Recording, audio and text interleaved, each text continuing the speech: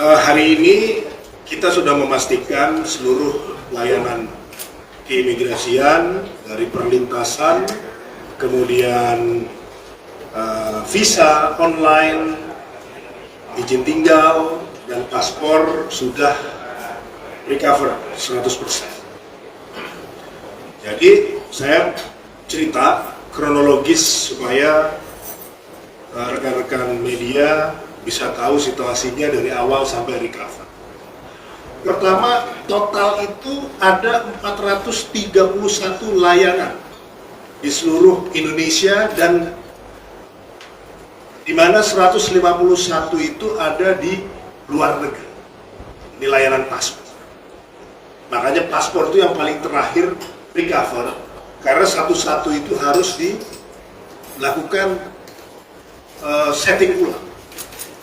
Misalnya kantor imigrasi Jakarta Selatan, kemudian Jakarta Utara, terus kemudian di luar negeri, misalnya di Berlin, ya, atau di Kuala Lumpur, ya, dan kemudian juga mall pelayanan publik yang kerjasama dengan Pemda, layanan-layanan yang ada di mall seperti Immigration Lounge yang di Pondok Indah yang baru.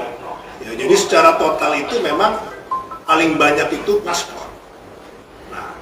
Waktu hari pertama, Kamis, kira-kira jam 4:30 pagi atau tepatnya 4:20, itu terjadi gangguan kesisteman.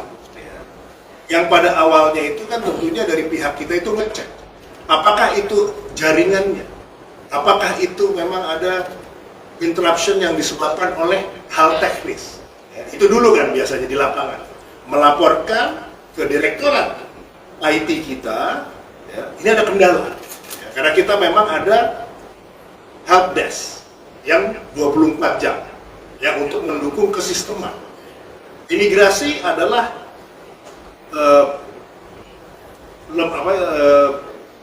lembaga atau institusi pemerintah, ya, yang sangat menggunakan teknologi, apalagi dorongan dari Bapak Presiden untuk digitalisasi, bahkan pembayaran online, ya, yang masuk langsung ke Kementerian Keuangan, mekanisme PNBP, ya, pakai kartu kredit, itu ya baru imigrasi. Jadi sangat tergantung dengan yang namanya sistem IT. Kemudian saya dilaporkan kurang lebih jam 5:30 pagi. Ini di bandara sistematik. Biasanya itu 30 menit, ya, itu cepat beres. Nah, di internal kan langsung cek apa? Oh, PDN. Dari situ belum ada informasi mengenai cyber attack. Kemudian pagi saya cek, gitu ya, biasanya saya cek belum lagi 3 jam. Kemudian di jam ke-6, ya, dari gangguan belum benar juga. Kita belum tahu itu sebabnya apa, pokoknya PDN gangguan. Nah, kalau gangguan teknis itu tidak mungkin lebih dari 6 jam rata-rata, ya. Kita tambahlah 6 jam lagi, 12 jam. Tidak ada konfirmasi, maka saya langsung mengontak Menteri Hukum dan HAM selaku atasan kami, ya, mohon izin untuk kita menyiapkan data center alternatif. Karena kalau saya biarkan, ya, keputusan itu tidak dilakukan cepat, maka layanan akan terganggu. Langsung kita persiapkan, itu memakan waktu kurang lebih 24 jam untuk menyiapkan data center baru untuk kesisteman kita bisa diinstal, ya. Kemudian 1 hari dibutuhkan untuk setting, makanya perlintasan itu baru recover pada hari Sabtu malam, ya, dari Kamis sore ke Sabtu malam. Kenapa perlintasan dulu? Karena ini yang paling ramai dibicarakan. Nah, Di Sabtu itu saya baru mulai mendengar itu. Ya. Ini Pak Bugi yang selalu saya kontak. Ini katanya ada serangan cyber, Pak. Informasi dari, ya ngomong-ngomong di level pelaksana lah ya. Oh berarti saya mikir, saya tanya, kira-kira berapa lama ini? Ya, saya komunikasi, oh ternyata ransom. Ini kalau ransom ini bisa berbulan-bulan atau bisa ya selamanya udah. Nah, di situ paling tidak kita sudah hemat 2 hari. Kenapa? Karena keputusan kita cepat langsung pindahkan.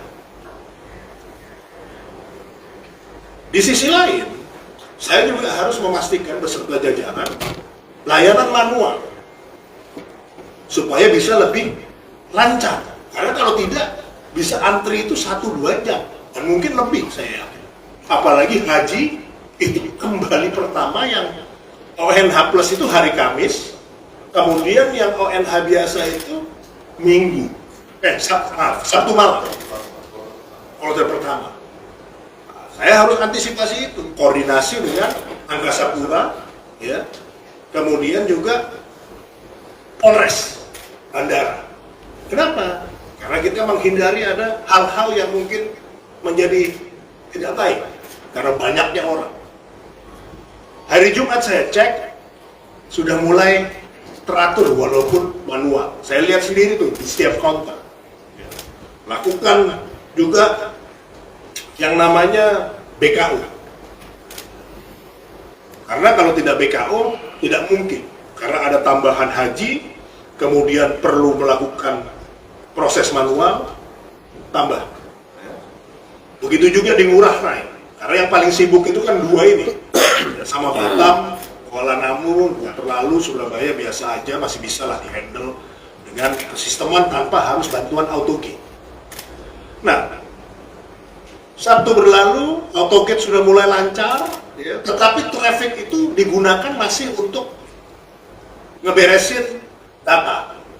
Karena kan itu kan ada benefit ya. Kalau digunakan satu untuk beresin data ya, terus satu operasional, itu yang operasional itu bisa jadi korban. Makanya AutoGate itu tidak dinyalakan full saat hari-hari awal. Karena bandwidth-nya masih diperlukan untuk hal-hal yang kaitan dengan kesisteman. Hari Minggu, ya, saya dapat laporan, visa, jalan, izin tinggal menyusul jalan juga, masih hari Minggu, ya, udah mulai tenang. Makanya Senin saya umumkan, sudah mulai recover. Paspor masih sebagian, kita masih uji coba dulu. Waktu itu uji cobanya di Merauke, yang paling jauh, dan sudah jalan pagi-pagi kan. Kalau di sini jam 7 pagi, di sana jam 9 pagi, di Jakarta kan 7 pagi. Jadi kita cek dulu yang di sana. Bisa jalan. Kita cek, kita set up lagi di Jakarta Pusat. Kenapa Jakarta Pusat? Karena loadnya juga yang rame, kita cek dulu. Bisa nggak? Oke, bisa. Baru kemudian dilanjutkan ke 400 yang lain. Nah, kemudian ada yang juga penting di sini, ya, data imigrasi itu digunakan oleh 22 kementerian lain, ya, Dukcapil pakai, Bea Cukai pakai, ya, Kemenlu pakai, ya, otomatis kalau Dirjen Anggaran kaitan pembayaran, ya, Kemenaker, Kementerian Investasi, KPK, Polri, Kejaksaan, BNPT, dan seterusnya sampai Direktorat Jenderal Pajak. Ini juga kita harus buka satu-satu. Kemudian kemarin saya cek, sehari sebelumnya saya cek, nah hari ini alhamdulillah sudah berhasil direcover 100%. Walaupun tentu kita pasti masih ada 1-2 yang mungkin ada gangguan sedikit-sedikit, menunggu kestabilan, tetapi sudah recover. Banyak ada pertanyaan misalnya